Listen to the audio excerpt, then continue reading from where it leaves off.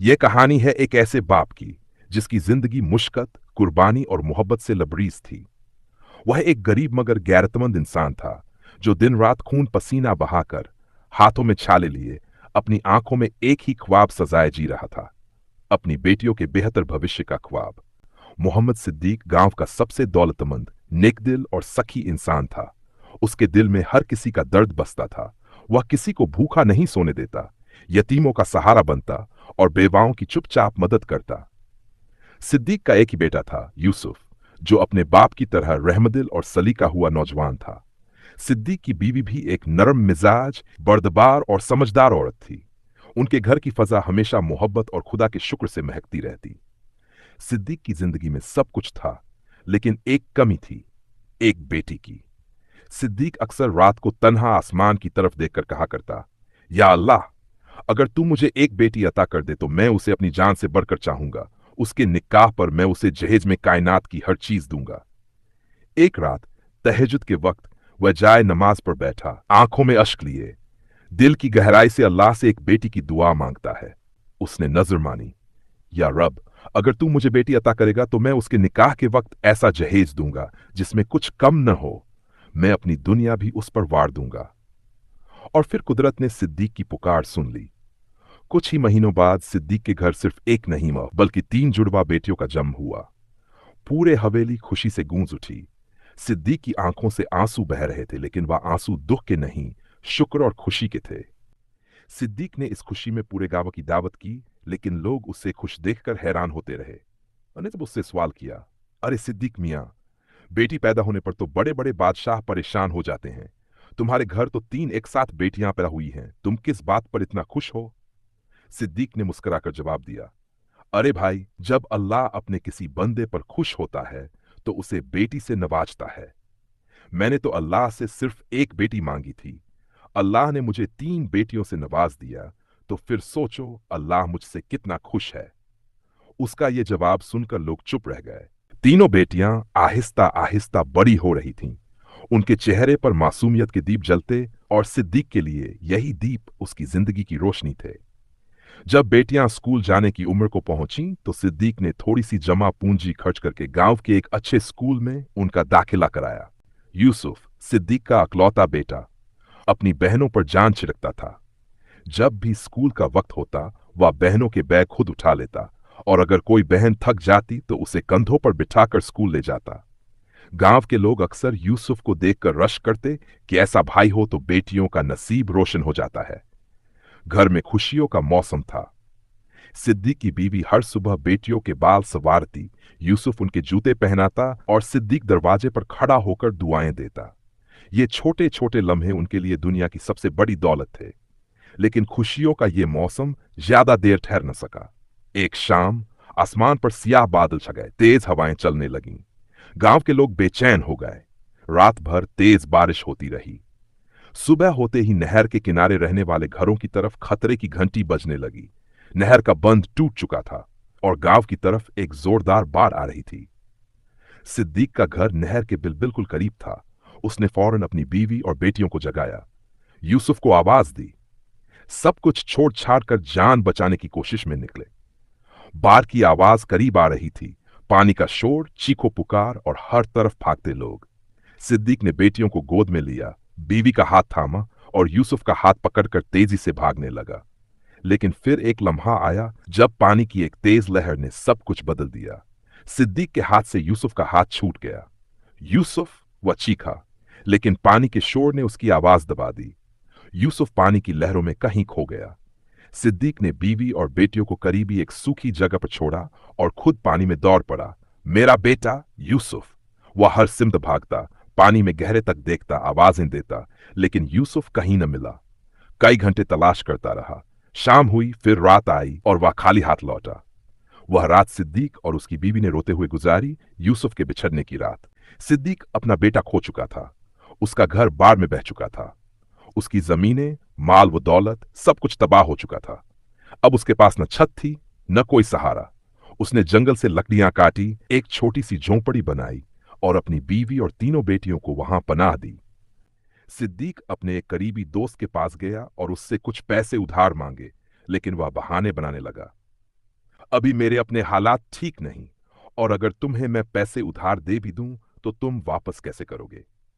सिद्दीक, जो पहले ही कई गमों को दिल में दबाए बैठा था, उसका ये जवाब सुनकर जैसे छोटे छोटे टुकड़ों में टूट गया था।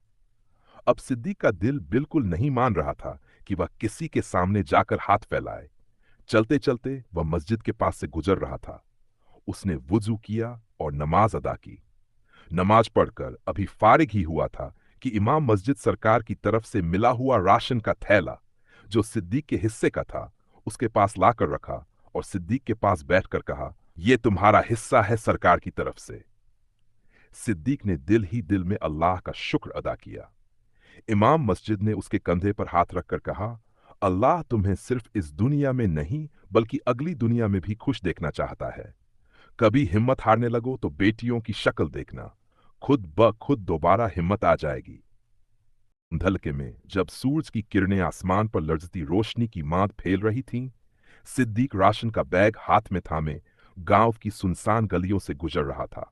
चेहरे पर एक मध्यम सी मुस्कुराहट थी, लेकिन जैसे ही उसे अपने बेटे यूसुफ की याद आती, वह मुस्कुराहट तरफ में बदल जाती और आंखें नम हो जातीं। जब वह झोंपड़ी के पास पहुंचा तो बेटियां दौड़ती हुई बाप के गले लग गई। सिद्दीक ने बारी बारी तीनों को गोद में उठाया, उनके चेहरों को चूमा और दिल ही दिल में शुक्र अदा किया कि अभी कुछ बचा है जो जिंदगी को जीने के लायक बनाता है। उसकी बीवी ने राशन का बैग देखा तो सजदाए शुक्र अदा किया। जल्दी से चूल्हा जलाया और पहली बार कई दिनों बाद झोंपड़ी में खाने की खुशबू फैली। अगली सुबह सूरज निकलने से पहले ही सिद्दीक बेदार हो गया। वह कल रात से ही कुछ तय कर चुका था। जंगल की तरफ गया, कुल्हाड़ी उठाई और लकड़ियां काटने लगा। हर वार में उसके गम, जज्बे और हिम्मत की चमक शामिल थी। दोपहर तक उसने काफी लकड़ियां जमा कर लीं। आधी लकड़ियां वह शहर ले गया और वहां बेच आया। जो थोड़ी बहुत रकम मिली वह उसने बड़ी मोहब्बत से संभाली। बाकी आधी लकड़ियों से वह रात गए एक छोटी सी रेहड़ी बनाने में मशगूल हो गया। उसी रात उसने वही थोड़ी सी कमाई उठाई और बाजार से आलू, मसाले, मैदा और तेल ले आया। चूल्हा जलाया, बीवी से मशवरा किया और खुद हाथों से आलू उबालने लगा। सारी रात वह बैठकर समोसे बनाता रहा, एक एक करके, मेहनत, मोहब्बत और उम्मीद के साथ। सुबह जब सब नाश्ता कर चुके तो सिद्दीक अपनी बीवी के पास बैठा। उसने आहिस्तगी से कहा, मुझे तुमसे एक बात करनी है। बीवी ने गौर से देखा। जिस दिन मेरी बेटियां पैदा हुई, मैंने अल्लाह से मन्नत मानी थी कि जब उनकी शादी होगी मैं उनके जहेज में कायनात की हर चीज दूंगा। अब मेरे पास कुछ नहीं बचा, लेकिन मैं इस वादे को निभाऊंगा, चाहे अपनी जान भी लगानी पड़े। बीवी ने उसका हाथ थामा। एक मां, बीवी और साथी की हैसियत से पुरज़्म लहजे में कहा, अल्लाह हमारी नियत देखता है, हालात नहीं। तुम अकेले नहीं हो, मैं भी तुम्हारा साथ दूंगी। घर में सिलाई कढ़ाई का काम शुरू करूंगी। उसने बीवी की तरफ देखा, जैसे कहने वाला हो, तो मैं अकेला नहीं हूं। बीवी की हिम्मत और भरोसे ने उसे नई ताकत दी। उसने समोसों का टोकरा रेहड़ी पर रखा, अपनी बेटियों को प्यार किया और बाहर निकल गया। लेकिन जब वह गांव के बाजार में पहुंचा तो मंजर कुछ और था। लोगों की निगाहें उस पर जम गई। फिर वही जबानें चलने लगीं जो कल तक उसकी सखावत के किस्से सुनाती थीं। अरे देखो तो, सिद्दीक सेठ समोसे बेचने आ गए। कहाँ गया वह रईस? अब गलियों में आवाजें लगाता फिरता है। कहीं से खा कहा गूंजा तो कहीं से सरगोशियां हुईं। सिद्दीक के दिल पर हर लफ्ज एक तीर की तरह लगा। उसका चेहरा झुक गया, लेकिन उसके कदम नहीं रुके। वह पूरे दिन गांव की गलियों में रेहड़ी घसीटा रहा, हर नुक्कड़ पर आवाज लगाता रहा, गर्मा गर्म समोसे, खालिस देसी जायका। लेकिन कोई खरीदार न आया। न किसी ने पूछा, न किसी ने दिलासा दिया। वह शाम के वक्त थका हारा, खाली हाथ, बुझे दिल के साथ वापस झोंपड़ी में लौटा। जैसे ही अंदर कदम रखा, तीनों बेटियां दौड़कर उससे लिपट गई, लेकिन उनकी मासूम मुस्कुराहटें उसके आंसू नहीं रोक सकीं। उसने बेटियों को चुपके से प्यार किया। अगली सुबह उसकी बीवी ने चुपके से उसके हाथ में पानी का गिलास थमाया और आहिस्ता से कहा, सुनिए, आज गांव न जाएं, शहर जाएं। मुझे यकीन है आपके समोसे वहां बिकेंगे। सिद्दीक ने बीवी की बात को उम्मीद से सुना। रेहड़ी पर कल के बचे हुए समोसे रखे और शहर की तरफ रवाना हो गया। शहर पहुंचकर उसने एक सड़क किनारे छोटे से सायेदार कोने में रेहड़ी खड़ी की और बुलंद आवाज में पुकारने लगा, समोसे ले लो, गरम गरम समोसे। काफी देर वह आवाज लगाता रहा, लेकिन शहर के लोग मशगूल थे, किसी के पास रुकने का वक्त न था। दोपहर का सूरज सर पर आ चुका था। थकन और भूख के मारे वह एक पत्थर पर बैठ गया। दिल में उदासी थी, लेकिन अंदर कहीं उम्मीद भी बाकी थी। तभी अचानक करीब ही मौजूद एक स्कूल से छुट्टी की घंटी बजी। जैसे ही दरवाजे खुले, बच्चों का हुजूम बाहर निकला। कुछ बच्चों ने सिद्दीक की रेहड़ी देखी और खुशी से शोर मचाया। समोसे वाला आया है। एक बच्चा आया, फिर दूसरा, फिर एक के बाद दूसरा। देखते ही देखते रेहड़ी के सारे समोसे बिक गए। सिद्दीक हैरत में भी था और खुशी में भी। दिल की धड़कन तेज हो गई, जैसे दुआ कबूल होने की गवाही दे रही हो। शाम को जब वह घर वापस पहुंचा तो चेहरे पर रोशनी थी, जैसे दुखों के बादल कुछ हटे हों। बीवी ने जैसे ही उसके हाथ खाली देखे पूछा, क्या आज सब समोसे बिक गए? सिद्दीक ने मुस्कुराकर इबरात में सर हिलाया। बीवी की आंखें चमक उठीं। सिद्दीक ने कहा, अगर तुम कोई सिलाई या कढ़ाई का काम करो तो मुझे देना, मैं शहर ले जाकर बेचूंगा। सिद्दीक की जिंदगी एक नई डगर पर चलने लगी थी। वह रोजाना सुबह सवेरे समोसे और बीवी के कढ़ाई किए हुए खूबसूरत रुमाल लेकर शहर का रुख करता। शाम डले जब वह वापस आता तो थकन के बावजूद चेहरे पर इत्मीनान की चमक होती। दिन तेजी से गुजरते जा रहे थे। एक दिन वह शहर के एक मजबूत बाजार में अपनी रेहड़ी लगाकर समोसे बेच रहा था और साथ साथ रुमाल भी सामने रखे थे। अचानक एक साफ सुथरा लिबास पहने नफीस सा शख्स उसके पास आया। वह एक कढ़ाई वाला रुमाल हाथ में लेते हुए बोला, भाई ये कितना है? सिद्दीक ने आजिजी से जवाब दिया, 5 रुपये का। वह शख्स हैरत से बोला, इतना खूबसूरत हुनर और इतनी मामूली कीमत। फिर वह सिद्दीक के करीब आया और बोला, मेरी इसी शहर में कपड़ों की बड़ी दुकान है। अगर तुम हर हफ्ते मुझे 100 रुमाल दे सको तो क्या कर सकोगे? सिद्दीक का दिल खुशी से झूम उठा। उसने फौरन कहा, जी बिल्कुल कर सकता हूं। आपको कब तक चाहिए? जब तैयार हो जाएं, मेरी दुकान पर ले आना। ये लो पता। यह कहकर वह शख्स पता लिखकर सिद्दीक के हाथ में थमाकर चला गया। सिद्दीक जल्दी से अपना सामान समेटकर शाम को घर पहुंचा। जैसे ही उसने दरवाजा खोला, खुशी से बीवी को आवाज दी, अल्लाह ने हमारी मेहनत सुन ली। फिर सारी बात तफसील से सुनाई। बीवी के चेहरे पर भी खुशी की लहर दौड़ गई। उन्होंने रात भर रुमाल तैयार करने की मंसूबाबंदी की। 2 दिन बाद सिद्दीक ने 100 रुमाल तैयार कर लिए और शहर रवाना हुआ। दुकान दरअसल बहुत बड़ी थी। अंदर हर तरफ ग्राहकों का रश, रंग बिरंगे कपड़े और खुशबुएं थीं। सिद्दीक को देखकर वही दुकानदार मुस्कुराया और गर्मजोशी से इस्तकबाल किया। अब सिद्दीक बाकायदा से हर हफ्ते वहां रुमाल देने जाता। कुछ ही महीनों में सिद्दीक ने एक छोटा सा खूबसूरत घर बना लिया। अब वह और उसकी बीवी और बेटियां सुकून और इज्जत से रहने लगे थे। एक दिन जब सिद्दीक दुकान पर अपने पैसे लेने गया तो वहां एक नौजवान आया, खूबसूरत और महजब। उसने आते ही सिद्दीक को सलाम किया। दुकानदार ने हंसते हुए कहा, यह मेरा बेटा है। दरअसल मेरे 3 बेटे हैं और अब मैं उनकी शादी के बारे में सोच रहा हूं।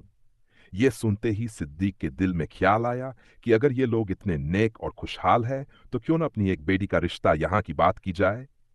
उसकी बेटियां अब तालीम मुकम्मल करने के करीब थीं, पढ़ी लिखी, समझदार और सलीकामंद। लेकिन फिर उसे एक और बात याद आई, जहीज। उस दिन घर आते हुए वह सीधा एक बड़ी के पास गया जिसे वह पुराने जमाने से जानता था। सादा सा इंसान, नरमी से बात करने वाला। सिद्दीक ने उसे कहा, भाई मेरी बेटियों की शादी का वक्त आ रहा है। अगर मैं तुम्हें लकड़ियां ला दूं तो क्या तुम मेरे लिए कुछ जहीज का फर्नीचर बना दोगे? बड़ी ने सिद्दीक के छुर्रियों भरे चेहरे को देखा और नरमी से बोला, अगर लकड़ी तुम ला दोगे तो मजदूरी नहीं लूंगा, मुफ्त में बना दूंगा। यह मेरा हिस्सा होगा तुम्हारी खुशियों में। सिद्दीक की आंखें भीग गई। उसने दिल से दुआ दी और अगले ही दिन वह शहर से वापस आकर जंगल गया। वहां लकड़ियां बीननी शुरू की। काफी देर तक वह लकड़ियां बनाता रहा। जब अंधेरा बढ़ना शुरू हुआ, उसने लकड़ियां जमाकर जंगल में ही एक तरफ रख दी और घर वापस चला गया। अब वह रोजाना सुबह शहर काम के लिए जाता, वहां से वापस आकर जंगल जाता, रोजाना लकड़ियां बनाकर जंगल में इकट्ठा कराता। उसने लकड़ियां इकट्ठा कर ली थी। जिस दिन उसने लकड़ियां जंगल से उठाकर बड़ी को देनी थीं, उस दिन उसे शहर से वापस आने में देर हो गई थी। जैसे ही वह गांव पहुंचा, उसने देखा कि गर्मी ज्यादा है और जंगल में हर तरफ आग लगी हुई है। ये देखकर उसके होश उड़ गए। वह भागाता हुआ जंगल में गया और अपनी लकड़ियां बचाने की कोशिश करने लगा। जो अक्सर जल चुकी थीं। लोग उसे रोकते रहे, लेकिन वह लकड़ियां बचाने की कोशिश करता रहा। उसका जिस्म काफी झुलस गया था। उस दिन सिद्दीक जब जंगल से झुलसे हुए जिस्म और टूटे हुए हौसले के साथ घर लौटा, तो सीधा अंदर कमरे में चला गया। दरवाजा बंद करके अंदर से कुंडी लगा दी। वह कुछ लम्हे खामोश बैठा रहा, फिर जैसे दिल का बोझ अल्फाज से बाहर फूटने लगा। कुछ देर बाद सिद्दीक की बीवी ने दरवाजे पर आहिस्ता से दस्तक दी। सिद्दीक, दरवाजा खोलो। कुछ न कहो, बस दरवाजा खोलो। अंदर से हल्की सी कुंडी खुलने की आवाज आई। सिद्दीक ने दरवाजा खोला और खामोशी से वापस बैठ गया। बीवी ने आहिस्तगी से आकर उसके कंधे पर हाथ रखा। उसकी आवाज धीमी मगर मजबूत थी। अल्लाह ने हर मुश्किल में हमारा साथ दिया है। ये आग भी हमारी हिम्मत को जला नहीं सकती। अल्लाह आगे भी रास्ता निकालेगा। सिद्दीक ने कुछ न कहा, बस सर झुकाए बैठा रहा। उसी वक्त तीनों बेटियां आहिस्ता आहिस्ता अंदर आईं। उनके छोटे छोटे कदमों में खौफ था और आंखों में आंसू। वह खामोशी से आकर अपने बाप के पास बैठ गई। सबसे छोटी बेटी ने आहिस्ता से उसका झुलसा हुआ हाथ पकड़ा, फिर बड़ी बेटी ने उसके गले में बाहें डाल दी। सिद्दीक ने जैसे होश में आकर तीनों को अपने सीने से लगा लिया और फूट फूट कर रोने लगा। रात बहुत भारी गुजरी, लेकिन सुबह एक नई उम्मीद लेकर तलुआ हुई। उस दिन सिद्दीक शहर न गया। वह अब भी थका थका, दर्द में डूबा हुआ घर में ही था। सूरज कुछ ऊपर चढ़ा ही था कि दरवाजे पर दस्तक हुई। सिद्दीक, जो चुपचाप आंगन में बैठा था, चौंक गया। सिद्दीक उठा और दरवाजा खोला तो सामने का मंजर देखकर हैरान रह गया। दुकानदार, जिसे वह हफ्तावार रुमाल दिया करता था, अपने तीनों बेटों के साथ दरवाजे पर खड़ा था। दुकानदार ने मुस्कुराकर कहा, क्या यही खड़े रखोगे या अंदर बुलाओगे? सिद्दीक की आंखें फैल गई। हैरत और खुशी का अमजाज चेहरे पर छा गया। वह जल्दी से पीछे हटा। आइए, अंदर आइए। बीवी ने जल्दी से बेटियों को बुलाया, पानी लाया और बैठ का इंतजाम किया। दुकानदार ने सिद्दीक से उसका हालचाल पूछा। कुछ देर बाद दुकानदार, जिसने घर में दाखिल होते ही सिद्दीक की बेटियों को देख लिया था, सिद्दीक से पूछा, कितनी बेटियां हैं तुम्हारी? सिद्दीक ने हिचकिचाते हुए जवाब दिया, 3 बेटियां हैं मेरी। कुछ दिन पहले ही पढ़ाई पूरी की है तीनों ने। दुकानदार बोला, आया मैं तो तुम्हारा हालचाल पूछने था, पर अब मैं तुम्हारे घर की इज्जत को अपने घर की इज्जत बनाना चाहता हूं। मैं तुम्हारी तीनों बेटियों का रिश्ता अपने बेटों के लिए मांगता हूं। सिद्दीक ये सुनकर बहुत खुश हुआ, लेकिन अगले ही लम्हे उसकी मुस्कुराहट उदासी में बदल गई। दुकानदार ने वजह पूछी तो सिद्दीक ने उसे अपनी मन्नत का बताया और अत्यधिक उदास होकर बोला, मैं कुछ भी नहीं कर पाया। दुकानदार बोला, तुमने तो सच में बेटियों को पूरी कायनात तोहफे में दी है। पढ़ लिख, तमीदार, अच्छे अखलाक वाला इंसान चाहे तो पूरी कायनात खरीद सकता है। और इमाम अहमद हंबल का फरमान है, बेटी को अगर सिर्फ कुरान मजीद तोहफे में दे दिया जाए तो समझो बेटी को पूरी कायनात जहेज में दे दी। सिद्दीक ने यह सुनकर सुकून का सांस लिया। दुकानदार ने उसी दिन शादी की तारीख तय कर दी, जो 2 हफ्तों बाद की थी। दुकानदार और उसके बेटों के वहां से जाते ही सिद्दीक ने बेटियों को गले लगाया और प्यार से उनका माथा चूमा। उसके बाद बीवी को मुबारकबाद दी। फिर उसने जगह नमाज बिछाया और अल्लाह का शुक्र अदा किया। अभी वह दुआ मांगकर फारिग ही हुआ था कि दोबारा दरवाजे पर दस्तक हुई। सिद्दीक ने दरवाजा खोला तो सामने एक खूबसूरत, लंबे चौड़े कद का नौजवान खड़ा था। नौजवान ने सिद्दीक को देखते ही कहा, मुझे पहचाना आबा? मैं यूसुफ। ये अल्फाज सुनते ही सिद्दीक उसके गले लग गया और इतना रोया कि उसने यूसुफ के बिछड़ने का गम, जो कभी लफ्जों में बयान नहीं किया था, आज आंसुओं में बयान हो गया था। यूसुफ अपनी मां और बहनों से मिला। बहनों को देखते ही उसने कहा, ओए, तुम तो बड़ी हो गई। सिद्दीक की मां साथी बोली, और अब उनकी शादी होने वाली है। यूसुफ ये सुनकर बहुत खुश हुआ और बोला, फिर तो मैं सही वक्त पर आया हूं।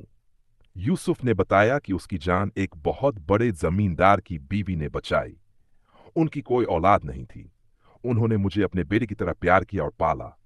कुछ दिनों बाद सिद्दीक और यूसुफ ने मिलकर तीनों की शादी धूमधाम से की। सिद्दीक और उसकी बीवी अब यूसुफ के साथ आराम और सुकून की जिंदगी बसर करते रहे।